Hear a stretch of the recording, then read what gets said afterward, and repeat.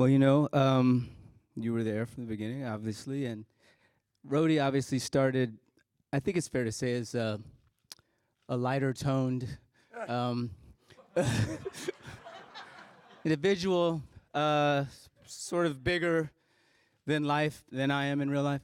But as the character sort of darkened and things became more compact uh, on a narrative, I think we've seen a real growth of this character, and we've kind of, as he's gone through his trials and tribulations, obviously over the course of these films, and come out the other side now, and has his legs under him, no pun intended, literally, and is able to really be a part of this team and really contribute at a high level.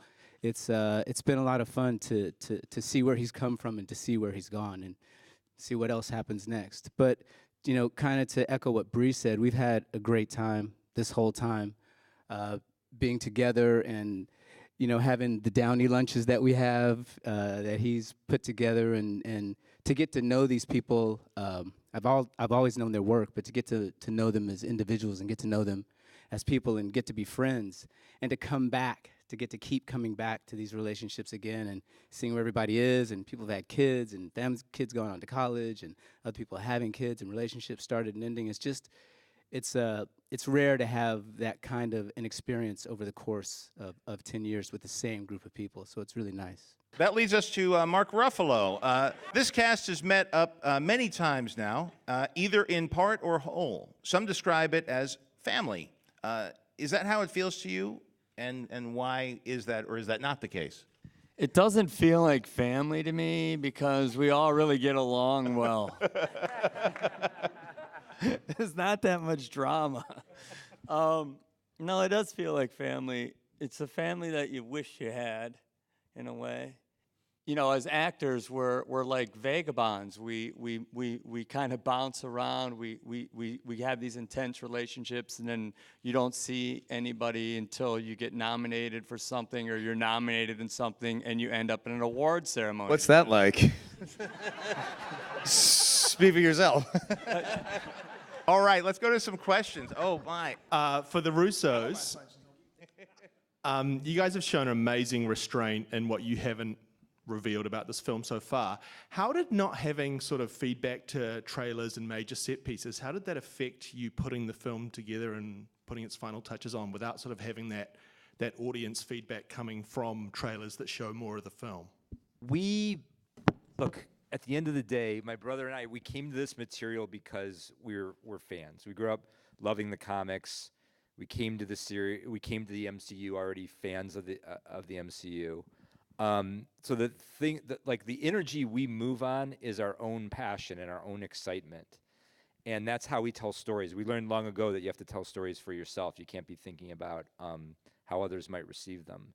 So for Joe and I, because we have such an intimate relationship with the material, because we have so many amazing collaborators, starting with Kevin, we are able to just really fashion the story around what we want to see as fans. How do we surprise ourselves? How do we excite ourselves? How do we challenge ourselves? How do we force ourselves to keep digging deeper and keep exploring this narrative and these characters in ways we never imagined?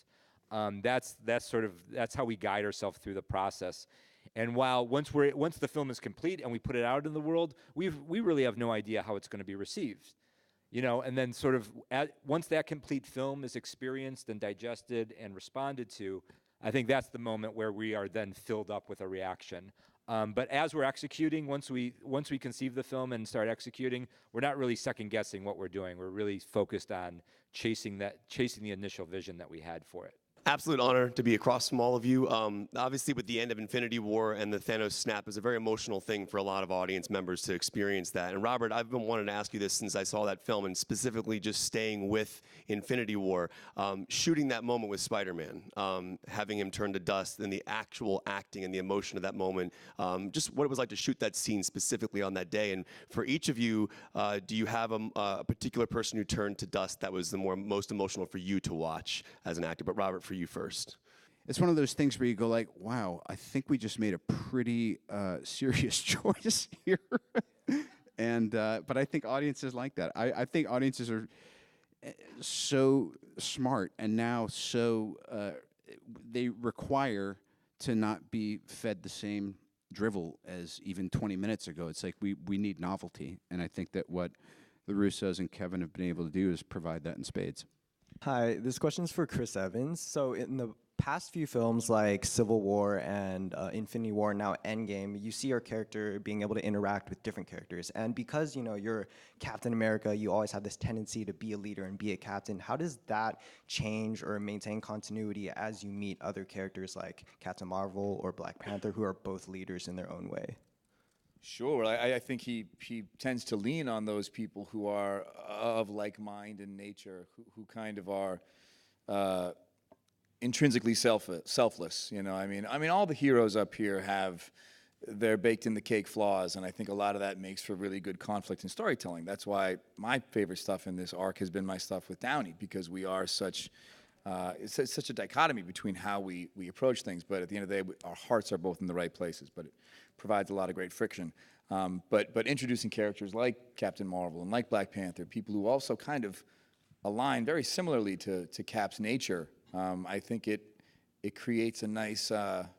It reinforces Cap's sense of purpose and home. You know, it's an environment that it feels more natural for him. So I think it's nice to see the certain pockets where he feels at peace and the certain pockets where he feels, you know, his buttons might be getting pushed.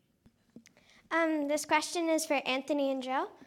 So I'm 12 years old, and I often make short films with my friends. I aspire to be a director when I grow up. What skills do you think it takes to direct an amazing movie like Avengers Endgame? Yeah. That's a great an awesome question. First of all, congratulations, because you've started making films more than 10 years before we did. So that's very impressive. I think, you know what, we love your initiative, and I think that's really when anybody asks us about getting started, it's doing what you're doing. It's picking up a camera and it's shooting. You have iPhones now. You can, you know, Steven Soderbergh just shot an entire movie on an iPhone, and you have free distribution on YouTube, and you can put things out there. We, you know, discovered Donald Glover for Community on YouTube. So there's